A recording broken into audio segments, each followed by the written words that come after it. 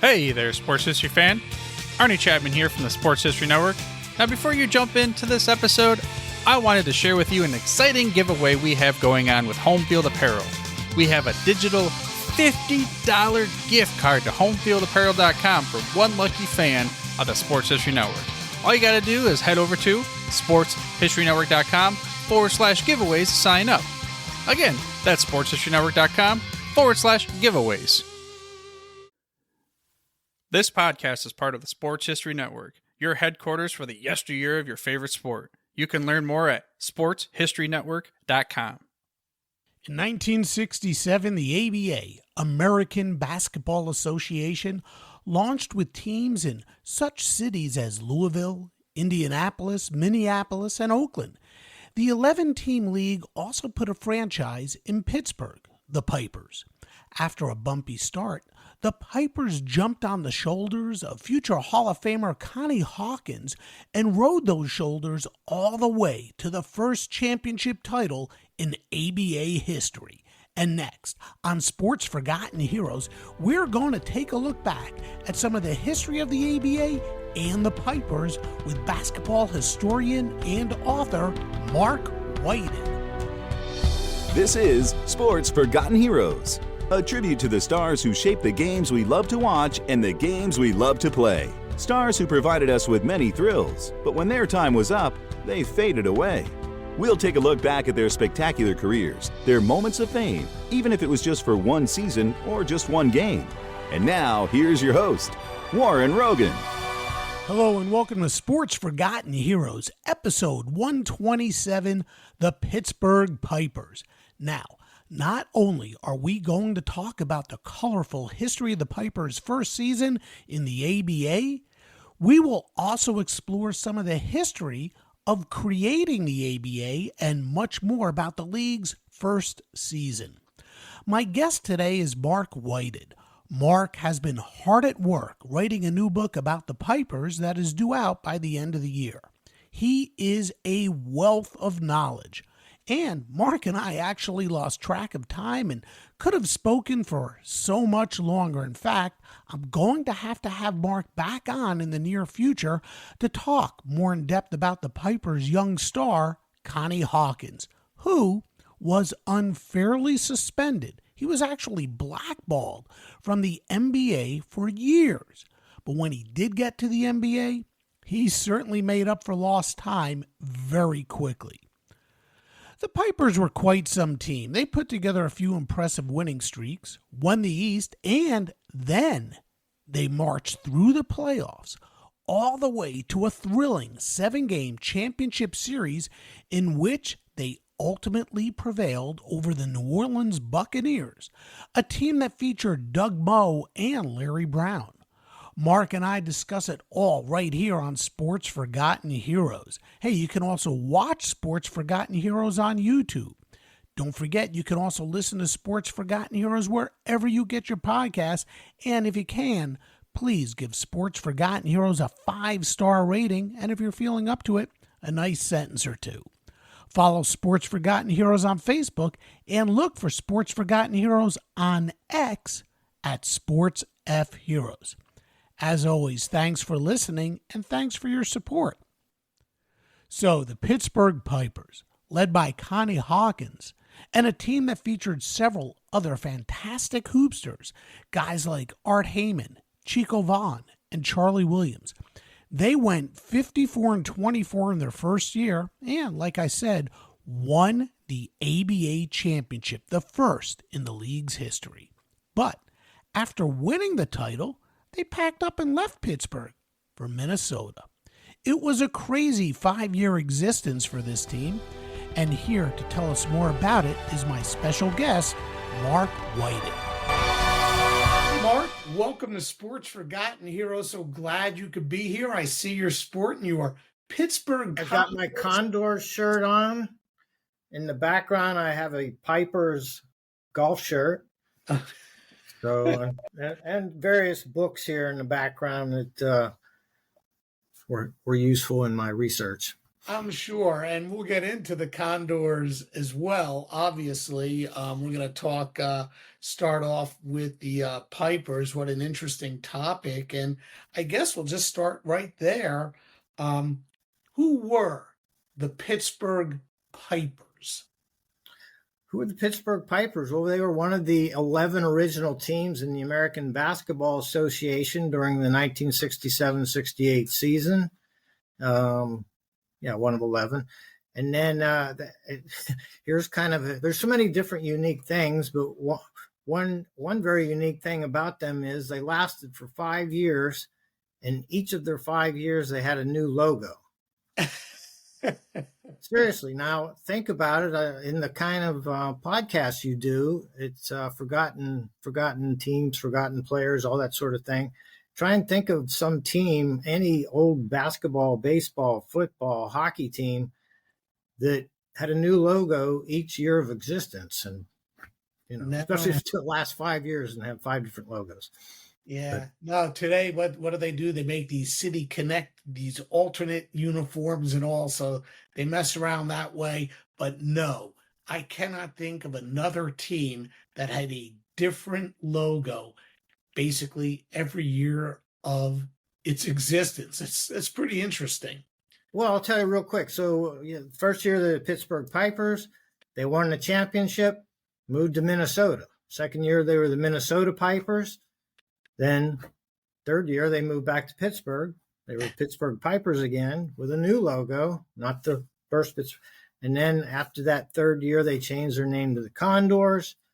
And then after 1 year of the Condors, they decided to change their logo again. New ownership and all that. So anyway. The ABA was a colorful league. I mean, the red, white, and blue basketball, colorful players.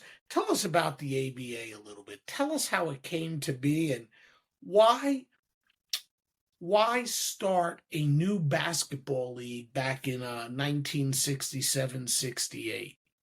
Well, the guys who started it, remember the AFL started in 1960. Mm-hmm. And was a big success. Sure was. And so actually a guy named Dennis Murphy, funny how it was happening. So in New York, there was a guy named Connie Sheridan interested in starting a new basketball league, but he was looking at it from a marketing angle. He really had no idea about basketball that much, really, but he thought he could make a bunch of money marketing. In fact, he was going to have a league where he was going to be in charge of marketing for each team. So he had a really weird idea about things. But at the same time, a guy in California named Dennis Murphy, he and a guy who used to play quarterback for USC, I'm forgetting his name at the moment, but they wanted to get an AFL team in Anaheim. Well, that's almost exactly the time they were thinking about that.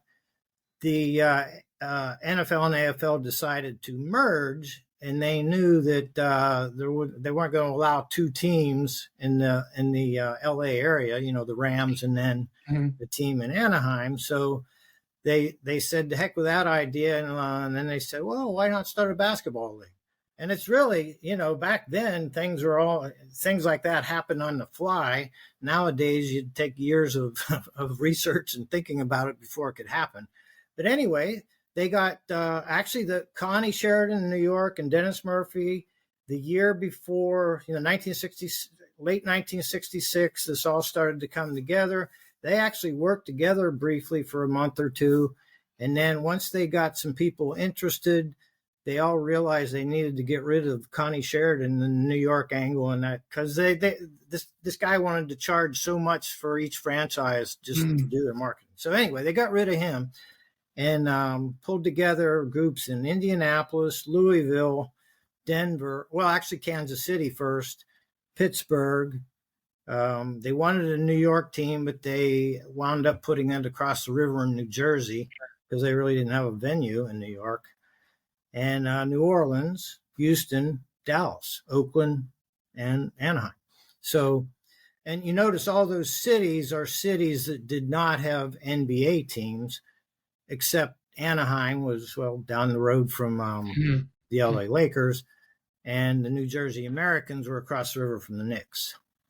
Yeah, yeah. So they put these teams in those places, and it always interests me how they discover or how they decide on a particular location. For instance, Pittsburgh. What made them think that putting a team in Pittsburgh or New Orleans or Minnesota, what made them think? What kind of market studies did they do to make them think that a team will succeed there? I don't think they did a whole lot of studying. But now a place like Pittsburgh, the right away you're going to think, oh man, they always failed in basketball, professional basketball. Well, they did open the 6 years before that the Civic Arena. The Civic Arena, when it opened in 1961, was practically the eighth wonder of the world in a way, because it was the first arena which opened in the history of arenas. And actually up until the mid 60s, the city of Chicago, for instance, failed more times than Pittsburgh with pro basketball. If you go back to the origins of the NBA, the National Basketball League, the Midwest Basketball Conference, and the American Basketball League of 1925 to 1931. Actually, Chicago had more failures than Pittsburgh. Wow. Yeah. Now, well, let's talk a little bit about the origins of the NBA, because obviously that plays a role in this as well. If I follow correctly, the NBA is actually the combination of two leagues, the National Basketball League and the Basketball Association of America, and they came together to form the NBA. And the competition between the two was somewhat fierce. But talk about the competition, if you can, between those two leagues and why they ultimately decided to merge.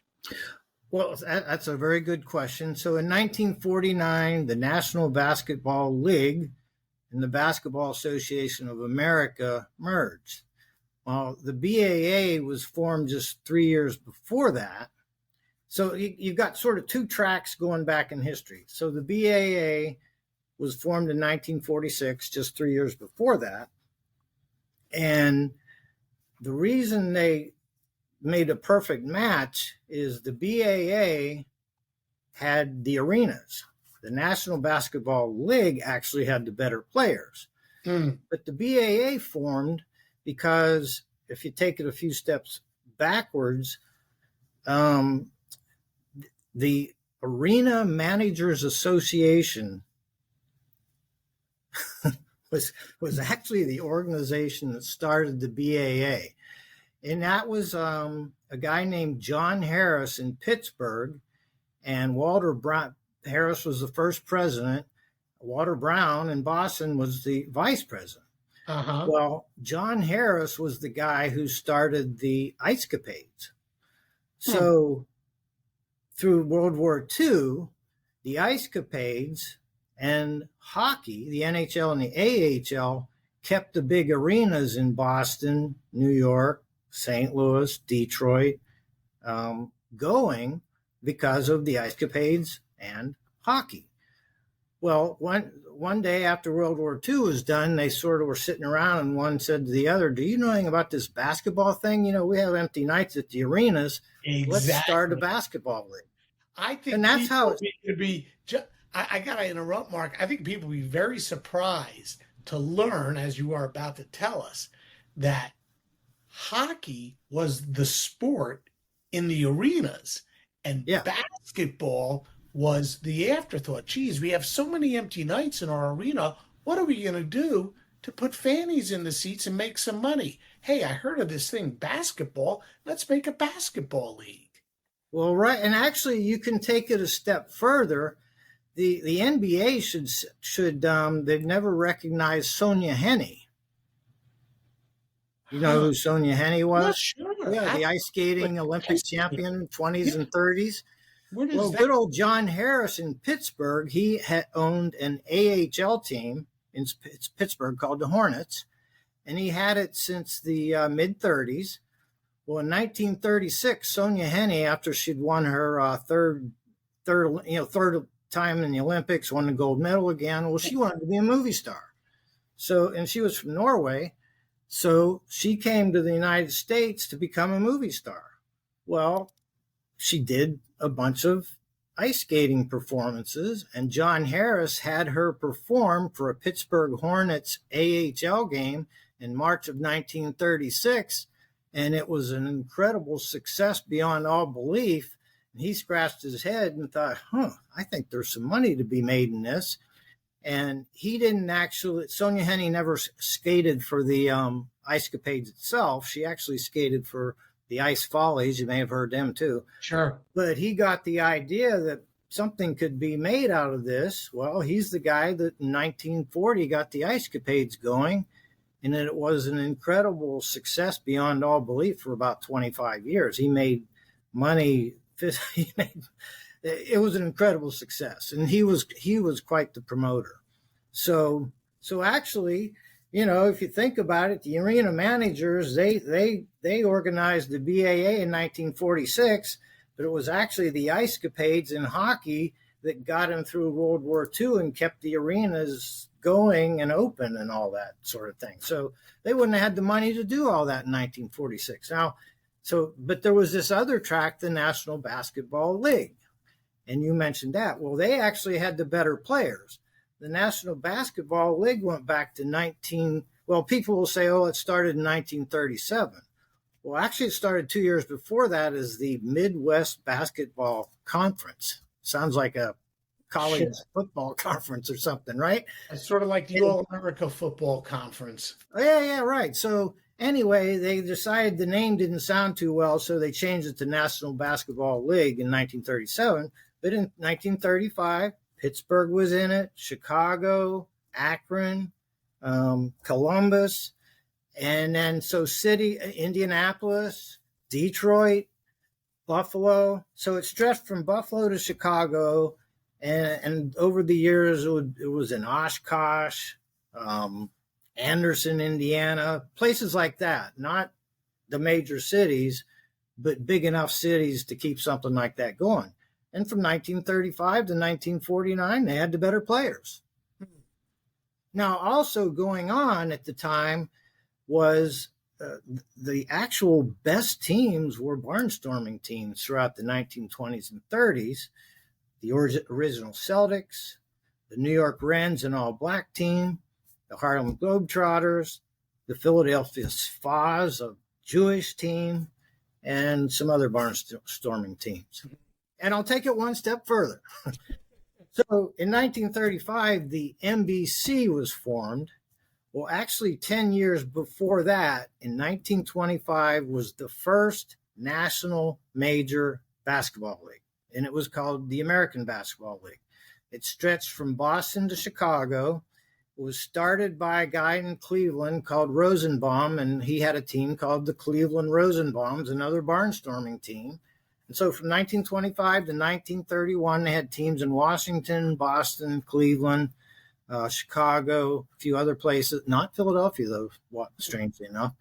And it lasted for 6 years and did pretty well, but it got killed off by the Depression. Interesting. So earlier you had said that Chicago failed more than Pittsburgh. So there were, prior to the Pipers, there were professional basketball teams that did play in Pittsburgh? Yeah, so the Pittsburgh Wrens were in the American Basketball League from 1961 until the end of 1962. That's why Connie Hawkins would have never played for the Pipers. He would have never played in the NBA, would not be in the Hall of Fame if it hadn't been for the American Basketball League forming in 1961. And this was right after Connie got unjustly dragged into that point shaving scandal. Pittsburgh got a team. He was able to play for Pittsburgh, which enabled him to be around a few years later to play for the Pipers of the ABA. And the reason he was able to do that is because he got married while he was in Pittsburgh the first time around, met the two lawyers that took his case and later got him in the NBA. Now that ABL, people will say, oh, well, that wasn't a very high caliber play. Well, actually it was. They had several ex-NBA players, and somebody as high level as Larry Brown said, yep, those guys were no kidding real players. And the reason it formed was Abe Saperstein. I don't know if you ever heard of him. Okay. Yep. Okay. The Harlem Globetrotter guy. Yep. Well, he started the Harlem Globetrotters in 1927, and he pretty much kept the NBA afloat through the 1950s by having his Harlem Globetrotters have doubleheader nights with NBA games. There'd be a Globetrotter game and an NBA game. And so that really helped the NBA survive the 50s. They weren't exactly making a lot of money in the 1950s. Right. And so he was upset. He wanted the NBA to have a team in Chicago or go to the West Coast, and he wanted to have either a team in Chicago himself or out in Los Angeles. And when they went ahead and moved the Lakers to Los Angeles, that was the final straw for him in 1960, and thus he started this other league, the American Basketball League. Pittsburgh has a unique history when it comes to sports. I mean, you know, the Steelers have such a rabid fan base. The Penguins have established themselves as one of the most solid teams in the NHL and has a rabid fan base. The Pirates have a, you know, not as rabid, but when they are successful, when they're putting a team on the field that plays well, the fans, they show up, you know, and it's been home. Pittsburgh has to start up teams in several different leagues, and many people are going to find this surprising. The NHL, that's right. Prior to the original 6, the NHL had several different variations. In 1925-26, they had a team in Pittsburgh, the Pirates. Right. And they finished third in a 7-team league going 19-16 and won. They actually played for 5 seasons. Pittsburgh, like I say, has a solid fan base. Their fans are rabid about their teams. So, why has professional basketball been unable to stick in Pittsburgh? Well, so what happened was, that it's funny you mentioned the hockey team. So in the 20s, they had the Pittsburgh Pirates were here. So they tried like hell in the early 1930s to get a new arena built. But of course, the Depression was going, and the NHL even let Pittsburgh keep their team on suspension, even though they weren't playing for a year or two, to try and, you know, thinking that they'd get an arena built. They just couldn't do it. And they moved to, of all places, Philadelphia. Not exactly the kind of thing a Pittsburgher likes to hear, right? Philadelphia, especially when it comes to hockey. Yeah. But anyway, so that failed. But then in the 30s, like I said, John Harris got an AHL team, the Pittsburgh Hornets, and he made it into quite a success. They won the championship at least twice, maybe 3 times. I'm forgetting here, but anyway, so in 1940, so this I talked about John Harris helping start the BAA. Well, he actually had a Pittsburgh franchise that first year. 1946-47, the Pittsburgh Ironmen were here. Well, as great as John Harris was at running the Ice Capades, and as great as he had been in running theaters in Pittsburgh in the 20s and 30s, and as good a success as the Hornets were, he knew nothing about basketball. And so he made the mistake of having making his general manager a guy who, like him, had grown up in the theater business. And they went 15-45 and were pretty much a total failure. Plus, they played in a very small venue. They played in the Duquesne Gardens, which only held 5,000 people. So it just didn't work. Ironically, a fellow named Press Maravich played for that team. And this guy named Pete Maravich was born. Okay. right after that season ended in Pittsburgh. But see, so in the 50s, so we had and actually, we got the Steelers, and Steeler Nation is amazing. But before the 1970s, the Pirates owned the sports scene. Sure. Believe it or not, they did. I believe it. And so you had the Pirates, the Steelers got great. And then in 1967-68, when the Pipers came along in the ABA, well, guess what? That's the year the NHL gave Pittsburgh a team. The Penguins. So the Penguins were fortunate enough to just move right in onto a fan base. In fact, the Hornets won the AHL championship in 1967, right as they were being awarded the Penguin franchise.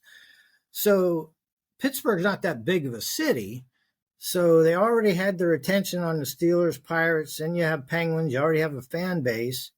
Pitt basketball and Duquesne basketball, especially in the 50s, Duquesne did really well. Pitt had a rough time in the 60s. So there was a bit of a college fan base. But, you get into the situation in the bigger cities where there's only so much sports you can handle.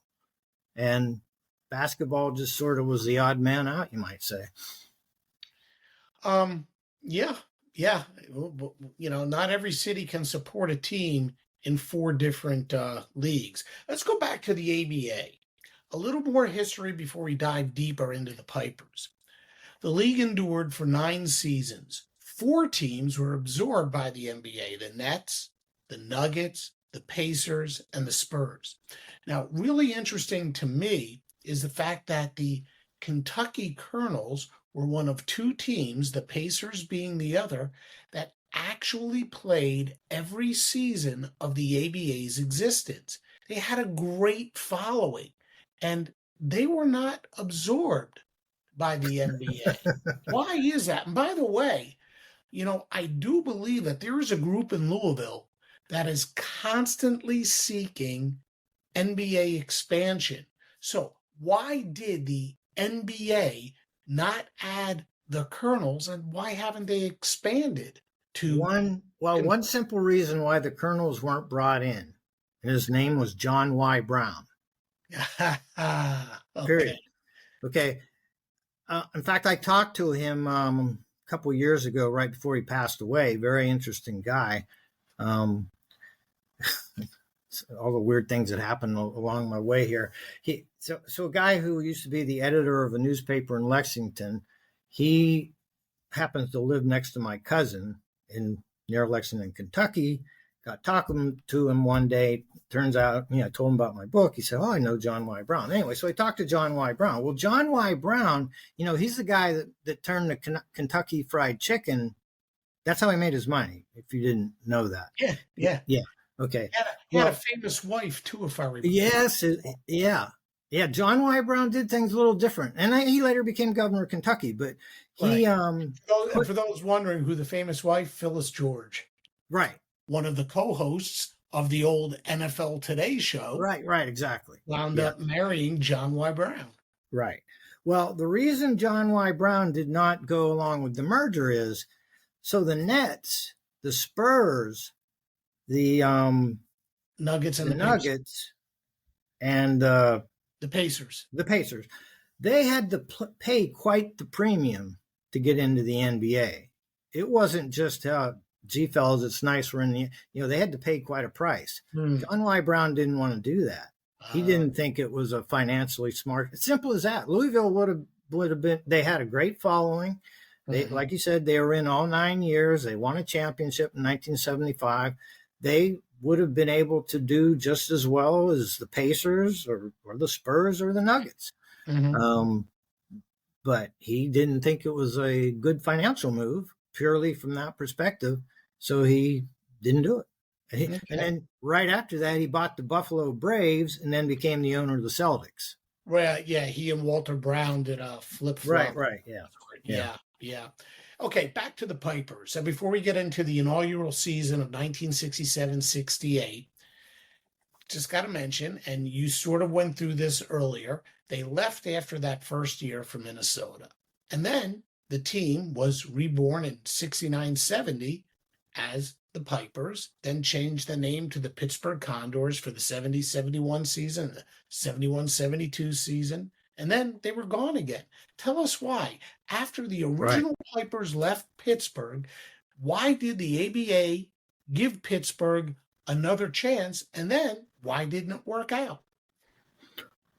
Well, the reason they moved to Minnesota was two stories of their first season. Of course, first on the court, they won the championship. They had Connie Hawkins, who was the best player in the league. You know, he was the best player in the world, not in the NBA because of the scandal. Mm-hmm. But they had attendance problems from the get-go. And one of the biggest reasons was they had most of their home games on Tuesday night and Friday night. Well, guess what? That's high school basketball night. High school basketball in Western Pennsylvania, most places, was a very big thing. Sure. So they had that. They literally only had one Saturday night home game during the regular season, the whole season. Wow. One. The Penguins had 16.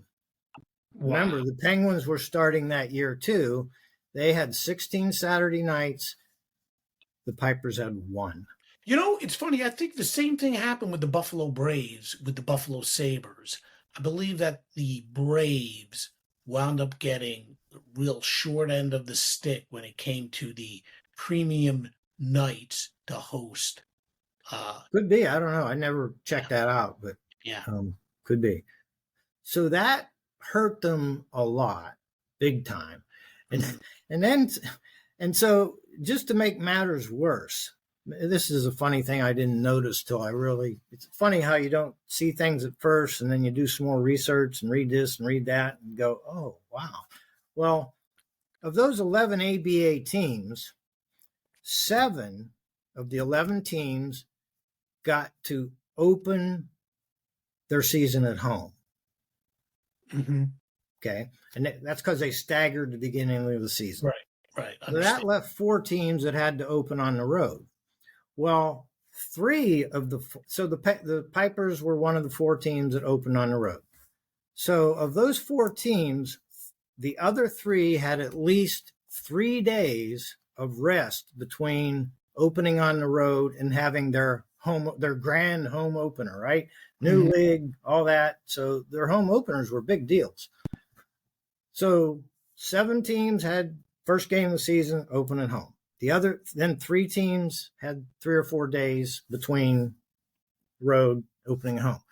Well, the Pipers were the only team on a Monday night. They had their first game in New Jersey. Well, their home opener was the following night. So they had 0, so what happened, and it's crazy how they traveled, but usually they would play a night game and then fly the next morning. So here they are. The game. Yeah. So they opened on a Monday night in New Jersey and they beat New Jersey. It was they won. Connie Hawkins scored 34 points in front of the home folks.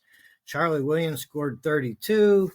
2 other Pipers grew up in New York, Cal Graham, Barry Leibowitz. They got to, open at home too before their families and all that. So it was a great first night for the Pipers. Well, then they fly the next morning back to Pittsburgh and have to play their home opener that night. And of course, the Minnesota Muskies were well rested. They had played a few nights earlier, so heck, they were waiting. They're in Pittsburgh before the Pipers are, and the Muskies turn out to be the second best team not the second best, one of the 3 best teams. Right. And so the Pipers at home opener, it's a big deal. Here's and they didn't even have a exhibition game at home. This was their first appearance in Pittsburgh, new league, all that. And so they played real well first half into the third quarter, and then they just ran out of gas, got blown out. Well, unfortunately, some of the sports writers in Pittsburgh were not big basketball fans. And they just got hammered in the press the next day. Just kind of really stupid, silly, too. If you go read the articles, it made no sense, as though, they're failures already, right? And one guy in particular named Al Abrams. There was a couple others. But and they had a a reasonable crowd. I think it was 7,000 fans there that night. And that just set the tone for the rest of the season. They never really recovered. It sounds kind of silly, but it took them a long time till finally people realized, oh, this team's pretty good. And they started getting better crowds. But it really staggered them for several weeks. And of course, the Steelers were, they had that problem. The Steelers were playing. Fortunately, the Pirates season had just ended. But then again, you had the Penguins. The Penguins were drawing great from the get-go. And, late 60s, it wasn't like today. Well, the original Pipers, I mean, it's funny you say they got blown out and, it left an impression because darn if they weren't a really good team. Take us through a little bit about building that roster. They did have the one big superstar, real Hall of Fame talent, Connie Hawkins. He wound up playing for Pittsburgh. Tell us about a couple of the stars on the team, including Connie. Well, so they started here's how they got Connie. I mentioned the Pittsburgh Wrens. Okay, so he played in the American Basketball League for the Pittsburgh Wrens, and fortunately, he married a girl. He met a girl in Pittsburgh and got married. So after the American Basketball League dissolved, he stayed in Pittsburgh because that's where his family was. And then right away, Saperstein got him onto the Harlem Globetrotters. So for 3 years, he played for the Harlem Globetrotters, and his family stayed in Pittsburgh. So he stayed in Pittsburgh. And so when the American Basketball Association came along, he already had his two lawyers who actually, one of the lawyers was a brother of the owner of the Wrens. So that's how he met the lawyer. And the lawyer's wife was also a lawyer. So that husband and wife team sued the NBA a year before the ABA started. So they already had a case working.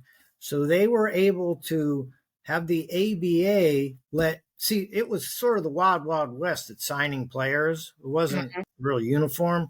And so they were able to have the league say, yeah, okay, Connie, Pittsburgh can have Connie Hawkins. He's in Pittsburgh, no problem. So, because actually Oakland sort of wanted him briefly, but so if he'd have gone to some other team, he probably wouldn't have won the suit, because one of the important parts of that suit against the NBA was him being able to say he lived in Pittsburgh, because if the NBA had been able to have that suit heard in New York, he probably would have lost, because the NBA, that was sort of like their home court, you might say.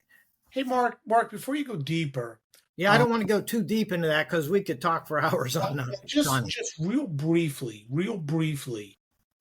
what was the issue with Connie Hawkins? Just summarize why he was banned from the NBA for those people that don't know. Right. Okay. So in 1960, so let's go back. 1951 was the second major college basketball scandal. It really rocked New York colleges in New York. So time goes by. Then 10 years later, another college basketball scandal. Once again, the same New York district attorney, Frank Hogan, that ran the 1951 one, was running the 1961 one. Well, the 1961, the two fixers was a guy named Jack Molinas, and his partner was a guy named Joe Hacken. Mm-hmm. Joe Hacken had been in sort of an underworld, fixer kind of guy, for several years. In fact, he was older than Molinas, and Jack Molinas learned from him as a young man. Well, Jack Molinas happened to be a good basketball player. He was the sixth pick of the 1953 NBA draft. Oh, wow. He was All-American at Columbia. He was 6'7", I think it was 6'7", 6'8". He was a damn good player. So anyway, guess what? He got banned from the NBA because he was fixing. Yeah, he played for the Fort Wayne Pistons before the Pistons moved to Detroit. Sure. Okay. So here, and then after he gets kicked out of the NBA, he becomes, of course, a lawyer. Okay. Oh, wow. So Molinas had the perfect cover, the perfect way to groom guys, you might say, because his method would be, he would carry around his sneakers. He'd go around New York and he'd play ball in Harlem, in Brooklyn, wherever there were, playground basketball in New York was big. Rucker Park, that whole thing. I don't know how much you know about Rucker Park, but yeah. So anyway, so he was able to just hang out with guys. And so he'd spot the guys that looked like colleges, they were good enough to play in college. And so he'd help them out with money. And he'd just say, well, I'm a lawyer. I like to play ball. They had no idea he was a fixer. No idea. So in the summer of 1960, Molinas had been working on Connie and Roger Brown. Connie and Roger Brown were the two best high school basketball players in New York in 1950, 1960. Connie was the most recruited player in the country. Mm-hmm. He was already, at the age of 16, he was being compared to Oscar Robertson and Wilt Chamberlain routinely. Yeah, Roger Brown was almost as good. Good. Yeah. So anyway, Connie goes off to the University of Iowa for his freshman year. And Molinas and Molinas would show up at games where Connie was playing, where other players were playing, and he might buy him, lunch or dinner, or let them use his car, stuff like that. They didn't know he was a fixer.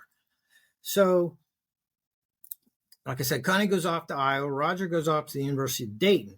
Well, that was their freshman year. They weren't, back then, freshmen couldn't play varsity ball. Mm-hmm. Okay. So when this scandal happened in March of 1961, when it broke, there was about 45 players that were involved.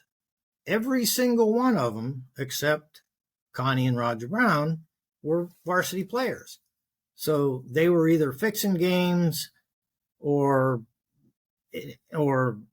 introducing other players or whatever. But Connie and Roger hadn't even played a varsity game. They couldn't have fixed the game.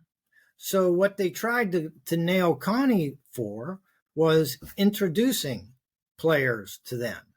Well, Connie had spent 2 or 3 years playing on all sorts of different teams around New York. It wasn't unusual for somebody to pay expenses. He'd give him $20 for playing in a tournament in New Jersey, and maybe that night another one in Harlem. And so the idea that they'd say, "Oh, do you know anybody else can play for our tournament?" That wouldn't be unusual for him to say, "Oh, gee, well, maybe Smith over here would play." So the idea that he was introducing players for fixers was ludicrous. That wasn't happening. And also, the other thing that happened was, so Connie did not have good grades in high school. A lot of people think, oh, he had a scholarship to Iowa. Well, no, his grades weren't good enough. So the University of Iowa, and don't think Iowa was guilty, because any other college in the country back then would have done the same, were doing the same thing. They had an elaborate system of paying his tuition under the table. So he had a job at a gas station, or like a tire service station, but he didn't have to show up. He'd just get paid every few weeks, and that was to cover his tuition. Well, what happened was, before he went home for Christmas, they gave him his money for the second semester before he went to Christmas. That was a big mistake. Well, he ended up spending all that money for Christmas and showing off to his friends and stuff. So when it was time to go back to Iowa, he'd run out of money.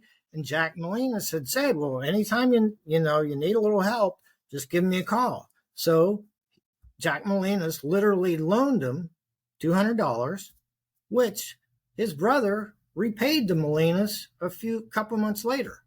So he didn't know that Jack Molinas was a fixer. He just thought he was a nice guy who was always helping, he was playing with him and such. So anyway, so they tried to say he was introducing other players and that they had taken money.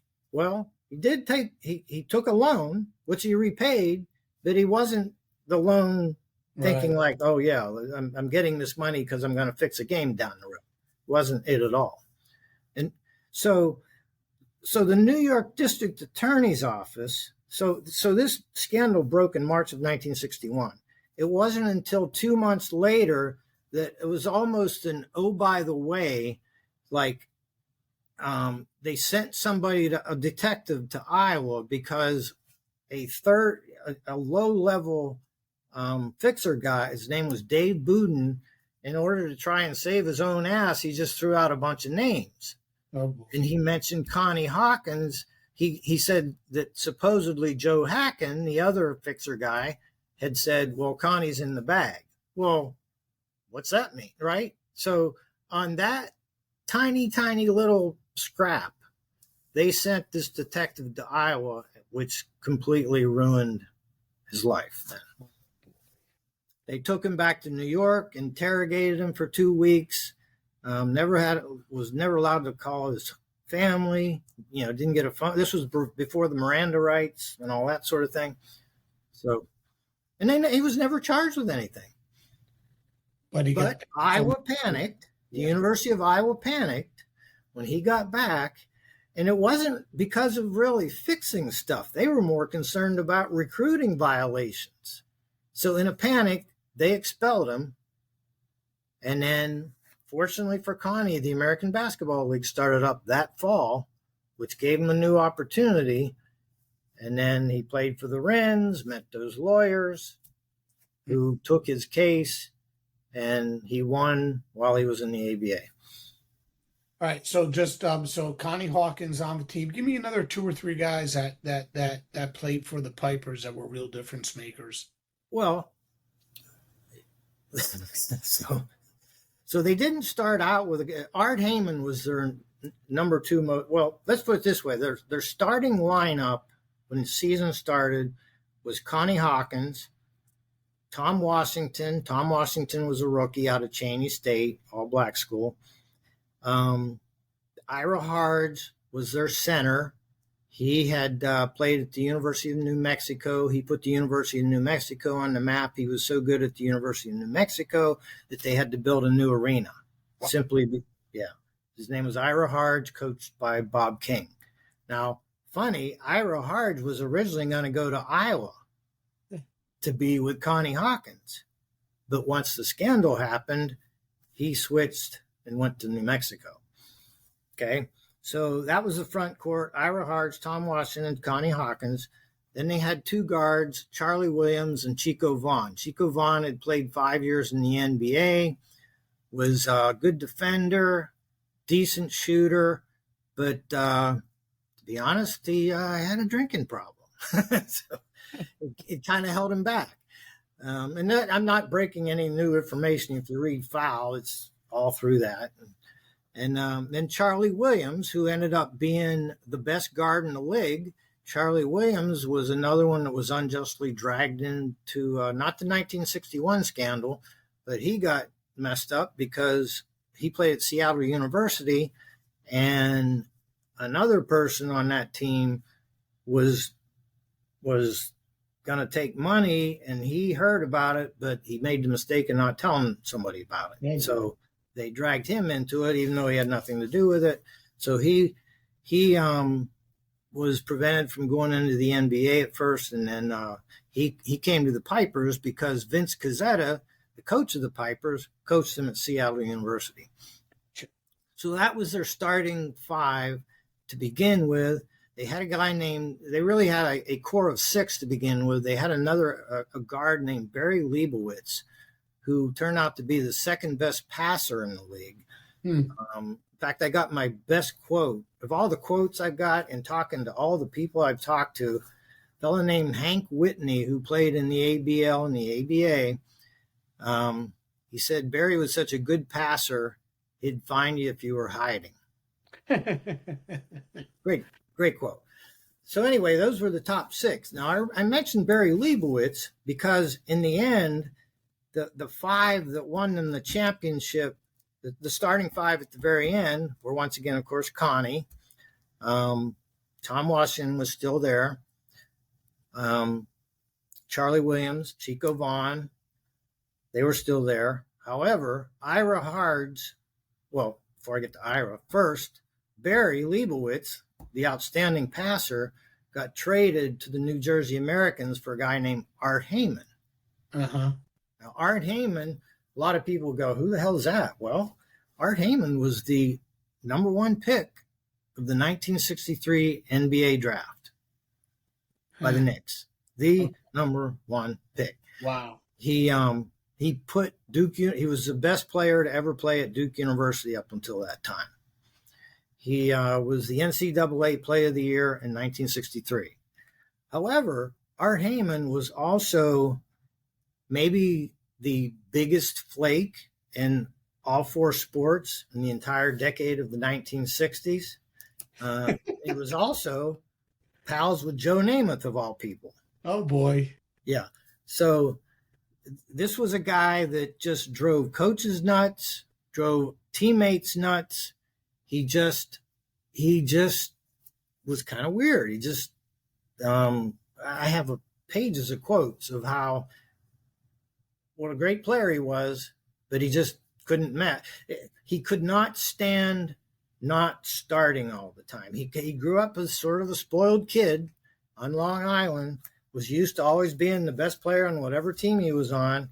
So in high school, he was the best player in the league. He went to Duke. He was the best player in Duke, ACC Player of the Year, NCAA. So he was always used to being the best. Right. Now, Art also happened to start one of the biggest fights ever in the history of college basketball in 1961. He started a fight with Larry Brown. Oh, boy. Yeah, Larry Brown. Well, Larry Brown and Art grew up in the same area on Long Island. They played against each other in high school. In fact, they were going to be a package deal to go to the University of North Carolina, but Art, being the spoiled brat he was, the North Carolina coach and his stepdad got into a fight of sorts. So Art went to Duke, Larry Brown went to North Carolina. So anyway, so Art Heyman, he was the Rookie of the Year his first year in the NBA. Then his second year, he couldn't get along with the coach. In fact, this is a great story about Art Heyman. It's the most famous card game in the history of the NBA. So in his second year, a guy named Harry Gallatin was the coach of the Knicks. Well, Harry Gallatin and Art were not getting along very well. Art was not playing much. Even though he was the Rookie of the Year the first year, he was down to being the number 5 guard his second year. And that's actually another part. He was not really one of the reasons he didn't succeed in the NBA was he was a tweener. He played forward in college, but they tried to make him a guard. He was too slow, and that just wasn't working. But anyway, so they were taking a train from Baltimore to New York after a game in Baltimore against the Bullets. And Gallatin had only let Art play 2 minutes. Well, Art and some other Knick teammates had a card game going. And so Coach Gallatin came over and asked if he could join the card game. And Art said, "Nope, you won't let me play in your game. I'm not going to let you play it in my card game." And then he thought about it, said, "Well, no, we'll let you play for 2 minutes since that's how long you let me play." Well, needless to say, he didn't last much longer with the Knicks. Truly, seriously, that's the most famous card game in NBA history. But by the next third season, he got waived. San Francisco Warriors picked him up. They traded him to Cincinnati. So he lasted a few weeks there. Then he went to Philadelphia, lasted a few weeks there. Ended up in the Eastern League for the rest of that season, and then he got another chance with the Boston Celtics, 66-67 season, which happened to be Bill Russell's first season as the player coach. Okay. And one of the most bizarre thing, I've actually skipped a couple of bizarre things with Art to get to this one. So he went to training camp. He seemed to be getting along with people okay. He played well in the exhibition games, but when it came down to the final cut, it was between him and this guy named Ronnie Watts. Ronnie Watts had also played in the ACC, was a pretty good ACC player, but pretty much rode the bench his entire time in the NBA. Bill Russell literally told Art he had made the team. So Art goes into the locker room all excited. But then he goes to talk to Ronnie Watt to tell him he did not make the team.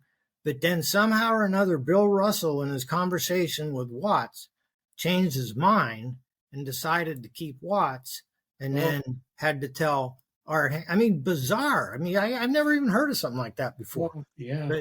But it's the sort of thing that would happen to Art Heyman. So anyway, so what happens? Art Heyman starts out with the New Jersey Americans. 23 games into the season, the Pipers were kind of struggling along. They were 11-12. Tom Washington had gotten hurt in the second game of the season. He was the guy who would run through a brick wall, good rebounder, good defender. So they struggled because of that. And so they made one of the greatest trades in the history of trades. They traded Leibowitz to New Jersey for Art Heyman. Well, Art Heyman was, once again, you could spend all night on Art Heyman. Well, Art Heyman, a couple things led to his being traded. The coach of New Jersey was a guy named Max Zaslavsky. At one point, Zaslavsky got thrown out of a game. He was a coach. So Art and a guy named Mel Knoll, who played at Ohio State with Jerry Lucas and John Havlicek, the coach had Art and Knoll coach the team for the rest of the game. Well, New Jersey won the game. So after the game, the reporters were asking Art Heyman, well, why'd you win? What was the turning point of the game? And he said, well, when the coach got thrown out and I took over coaching. Not exactly the right answer. And then a couple weeks, no, not even a week later, the New Jersey was in Pittsburgh of all places. And Art Heyman and Mel Knoll got into a fight in the locker room.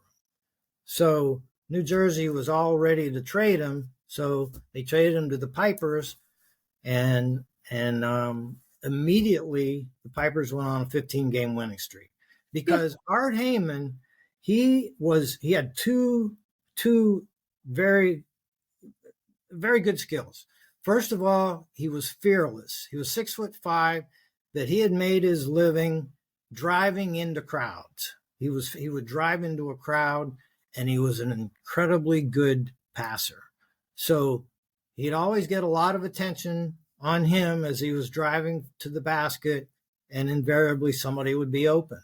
So when he came to the Pipers, he was the perfect missing link. The coach had been looking for a swingman so Art could play forward or guard. He normally played forward for the Pipers, and he made all the difference in the world. They went on a 15-game winning streak, and they had another winning streak of 12 games not long after that. So he ended up being on the starting five at the end. Yeah, how good how good were the Pipers? I mean, after all, they finished the year first in the East. You said they started the season off at 11-12. They finished the year at 54-24. They swept the Pacers in the first round of the playoffs 3-0. They beat, ironically, the Minnesota Muskies 3-1 in the second round. And then 4-1. 4-1, I'm sorry. And then they beat the New Orleans Buccaneers 4-3 in a tough 7-game ABA championship tilt. New Orleans, a team that had Larry Brown and Doug Moe on it. Right. Two big names. How good were the Pipers? The Pipers were very good because they had the perfect combination. Well, first of all, they had Connie Hawkins. Right. You know, that first 23 games, they struggled along at 11-12, and a lot of some of the writers say, "Oh, he looks listless and he looks like he's hardly trying." Well, those first 23 games, he was averaging 23 points a game and about 13 rebounds a game. You know, so he was without looking like he was a lot of people who I talk to, and you can see it online. The thing people would say, Connie Hawkins was Dr. J before Dr. J. Wow. And no less an authority than Dr. J told me that in person. Wow. Because And a lot of people will say, well, Connie Hawkins was Dr. J with a jump shot. So the part where I'm writing about now is you could almost say, I mean, Dr. J was incredible because, he was such a good dunker. He was a good passer. They both had big hands. Mm-hmm. Connie Hawkins' hands were 11 by 10 and a half, 11 inches long, 11 inches like that, 10 and a half long. So, and Dr. J too. There's also another truism, I call them, is there's this linkage chain of Elgin Baylor to Connie Hawkins to Dr. J to Michael Jordan.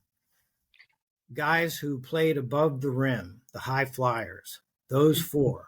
And there's nobody else in the 1960s plugged in there instead of Connie, even though he was robbed of 5 years of NBA time. And there's nobody, it's always those four. And so that gives you an idea how good he was. So they also were good shooters. Charlie Williams and Chico Vaughn were pretty good shooters. This was the first year of the three-point shot.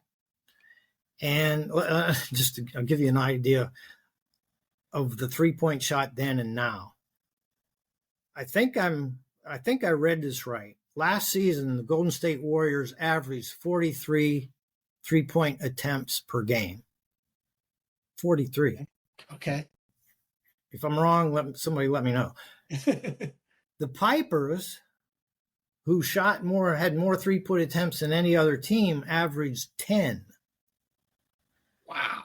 The Dallas Chaparrals averaged 1.5. Wow.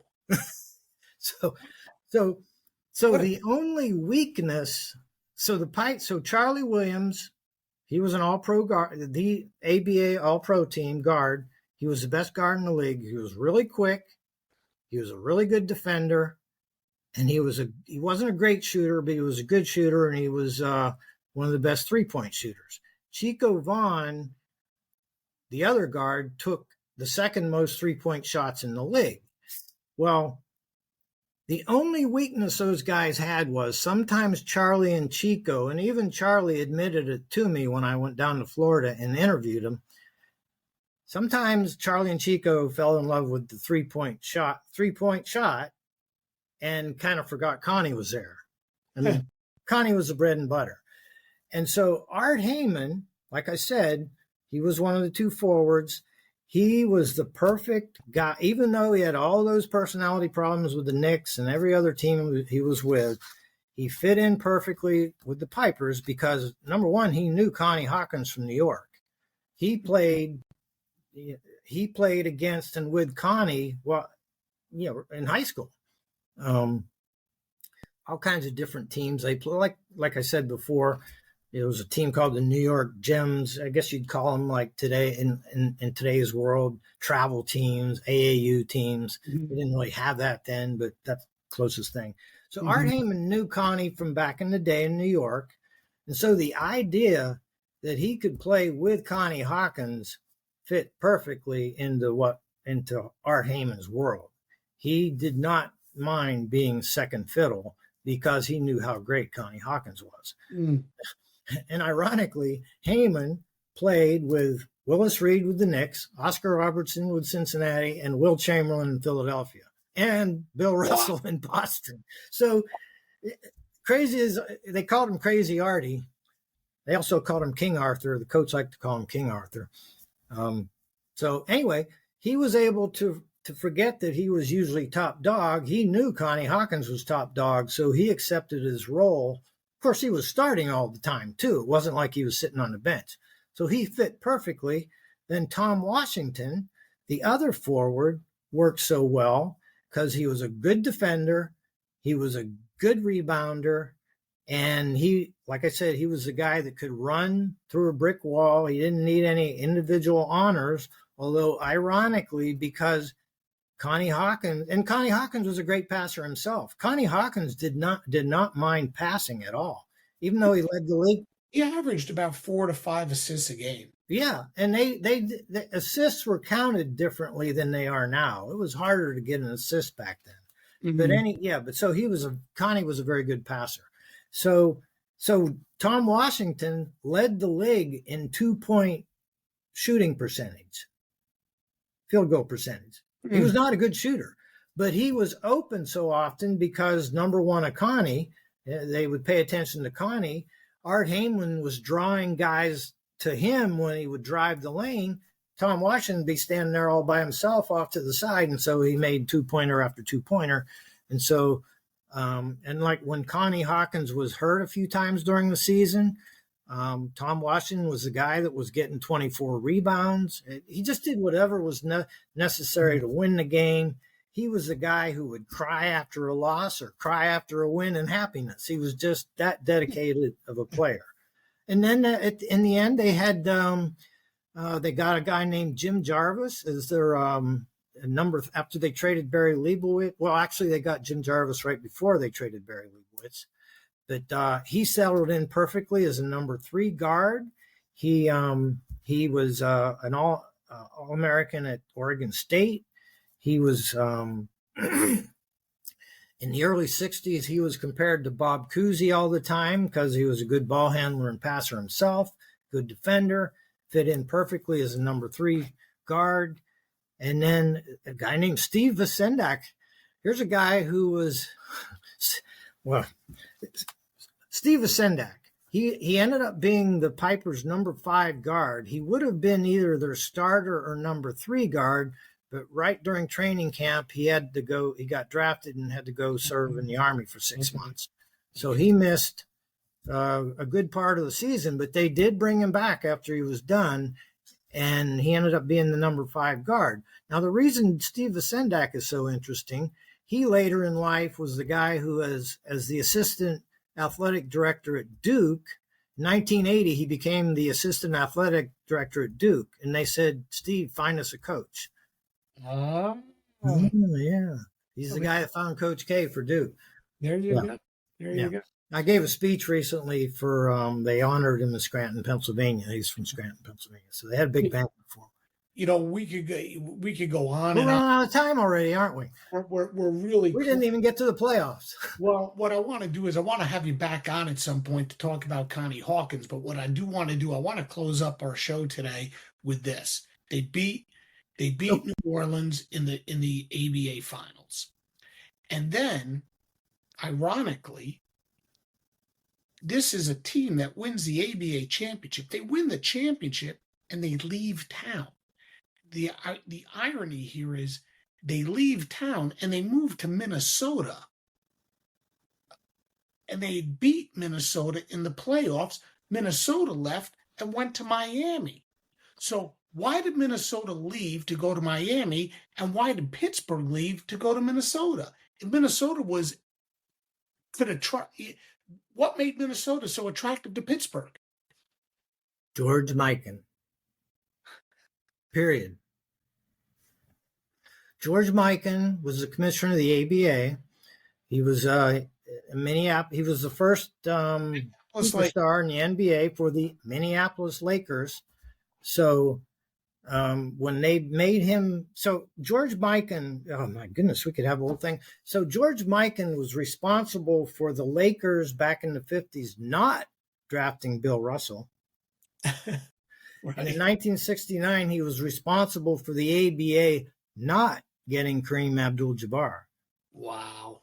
Okay. Now, he gave the ABA credibility when it started, right at the very beginning. He's the guy that came up with the red, white, and blue ball, and he insisted on the three-point shot. All great things. He was incredible for getting the league started. But anyway, so as part of being the commissioner, he insisted that the league offices be in Minneapolis. Oh, boy. So that first season, the Muskies, as good as they were, they were a very similar city to Pittsburgh in that they had an NFL team, a Major League Baseball team, and a first-year NHL expansion team. Just come in. Okay, right. So they were the only 2 cities with that sort of thing going on. Well, as bad as the Pipers' attendance was, the Muskies was worse. They actually drew worse. Plus, their arena was located away from downtown. It was in Bloomington. Remember how the Vikings used it was sort of like an half underground arena. I remember it's where the North Stars played as well. Yeah, back then, yeah. Well, anyway, the Civic Arena is downtown Pittsburgh, but their venue was away from. So anyway, they did not draw well. So the owner of the Muskies decided to move the team to Miami. Well, that left a vacancy in Minnesota. Gabe Rubin, the owner of the Pipers, wasn't happy with his attendance, and apparently he wasn't able to get a radio deal for the next season. So Mikan stepped in, and I think saw to it that Bill Erickson, the guy who got the team in Minnesota, got some money to bring the team to Minnesota. Gabe Rubin made some money on that deal, although he stayed a part of the ownership, so that when the Pipers failed miserably in attendance the second year in Minnesota and moved back, it was because Gabe Rubin was still, and the league in effect gave the team back to him. Yeah, it's just so weird. You start in Pittsburgh, you go to Minnesota, then you come back to Pittsburgh. Not only do you come back to Pittsburgh, you come back as the Pipers, and then you change your name to the Condors. Well, after 1 year, right. So Gabe Rubin hung on as long as he could, because all those guys were hoping for a merger to happen.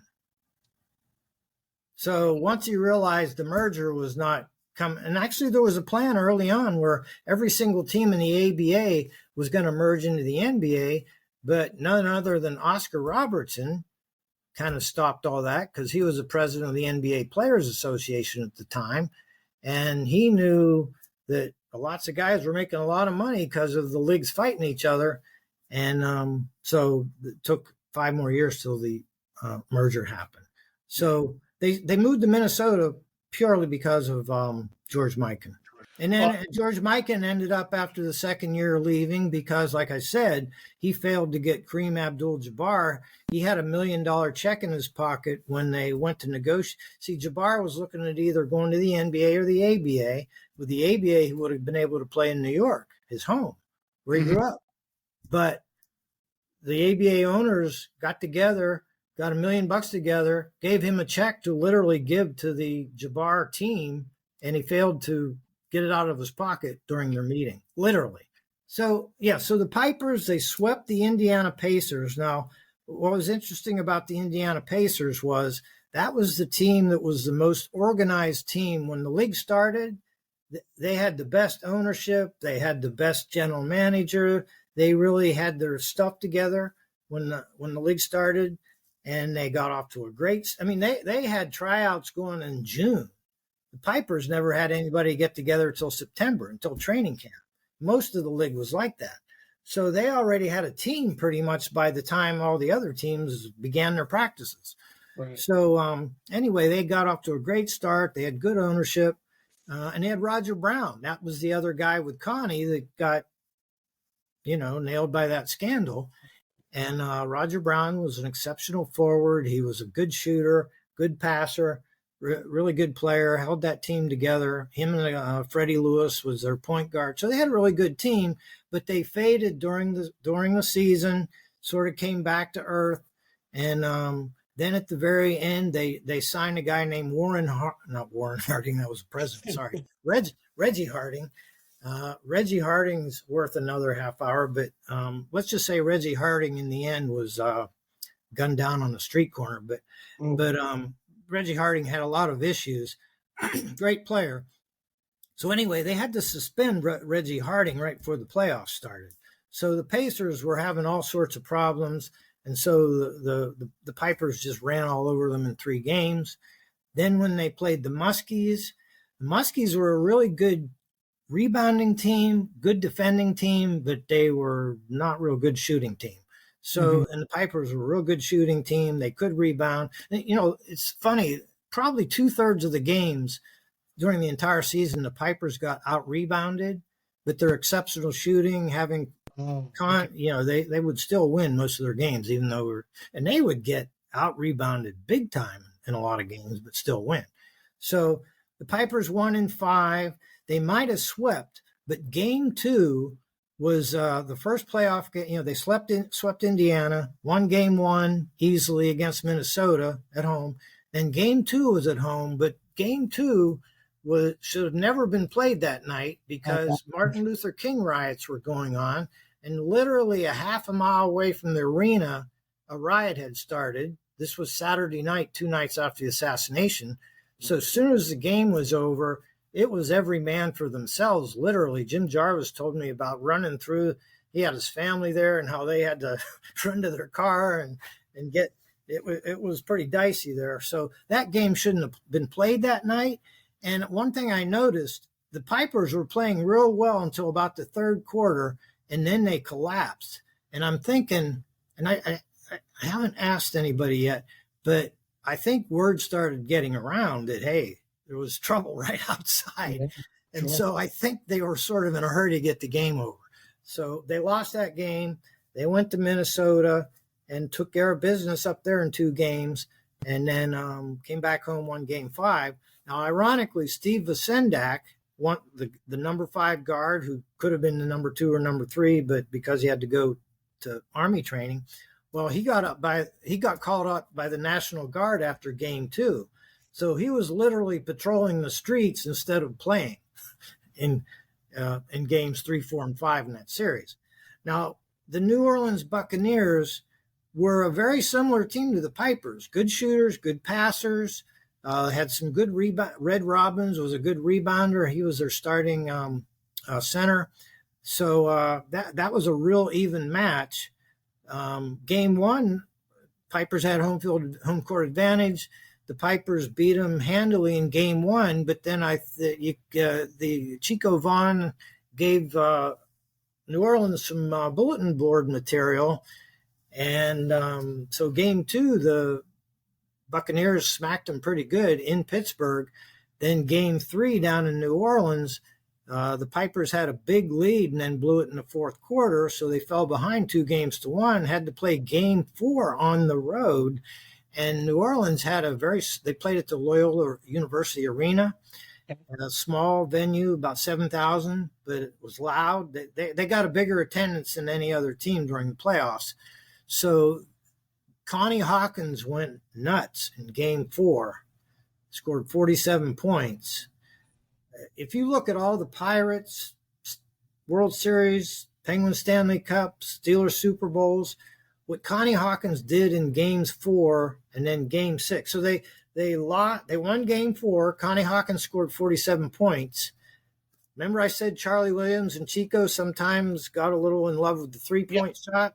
So the coach benched Charlie and Chico to begin the second half of that game 4, put Steve Vasendak and Jim Jarvis in, said, give Connie the ball. They did. Connie scored 28 points. They won game 4. Well, unfortunately, Connie hurt his knee real bad. So game 5 came up. Connie couldn't play. Game 5, it was 2-2 in Pittsburgh. The Pipers had the lead until late, and then blew a lead. Buccaneers won 111-108, won game 5. So the Pipers had to go back down to New Orleans again, down 3-2. And once again, they weren't sure Connie was going to be able to play, but he did. And they Connie scored 41 points. They won game 6. And I forget the score. But and game 4. That one went to overtime. Larry Brown made a 3-point shot with 1 second left to tie it, but the Pipers still won it in overtime. And but then they go back down game 6. They weren't sure Connie was going to be able to play. He and the trainer, Alex Medich, which is, boy, we could spend the whole night talking about him.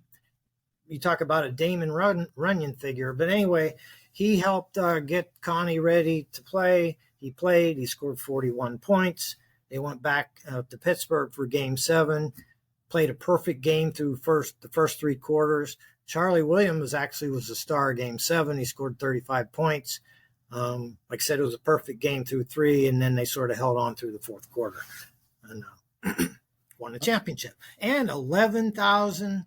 That's another story about the playoffs. They had very disappointing crowds. They finally had Saturday night. So their first Saturday night playoff game was that game where a riot was going on. So that's one of the reasons Gabe Rubin didn't postpone the game, was because he was so desperate to have a Saturday night game. Sure. Seriously. And so then in the finals, they actually had 3 Saturday night games. They had disappointing crowds for games 1 and 5, but then game 7, 11,000 people magically showed up. It was incredible. And they won. And then moved. Yeah, then they moved. Well, and they moved. Mark, this has been a fascinating hour. I'm so happy you agreed to join. I can't wait till your book comes out. And I would love to have you back on. We could talk more about George Mikan. We could talk more about Connie Hawkins and so many of the others. I'd love to have you come back on, and I hope you'd consider it. And again, I really want to thank you for joining me this evening on Sports Forgotten Heroes. All right. Well, thanks. It was a lot of fun. Wow, what a story. The Pittsburgh Pipers certainly had a very unique history, and I'm looking forward to having Mark back on to talk a little more about the Pipers and, of course, Connie Hawkins. Look for Mark's book towards the end of 2024. I'll have more info about it upon its release. Thanks again to Mark for sharing so much with us, and thanks to you for spending your time with us. And I'll see you next time on Sports Forgotten Heroes. Hey there, sports history fan. This is Arnie Chapman, aka the Football History Dude, and I wanted to thank you for stopping by to listen to another episode here on the Sports History Network. Our podcasters are passionate about uncovering and sharing sports stories from yesteryear. And if you didn't know it already, we have over 30 shows across the network covering all sorts of sports history topics. In fact, here's a glimpse into one of our awesome podcasts here on the network. Each week, the official Football Learning Academy podcast will take you deep into the history of pro football through interviews with players, coaches, or administrators in the NFL, as well as interviews with Pro Football Hall of Fame selectors, authors, and historians. You'll learn how the game evolved and important moments that shaped the sport into what it is today. And don't miss the Pro Football History Nugget of the Week. Listen to the official Football Learning Academy podcast on the Sports History Network. How about that? I bet you're super hyped to go listen to that new podcast, right? Well, to learn about this show and all the other podcasts on the network, head over to sportshistorynetwork.com/podcast. Again, that's sportshistorynetwork.com/podcast. Head over there today to find your next favorite sports history podcast.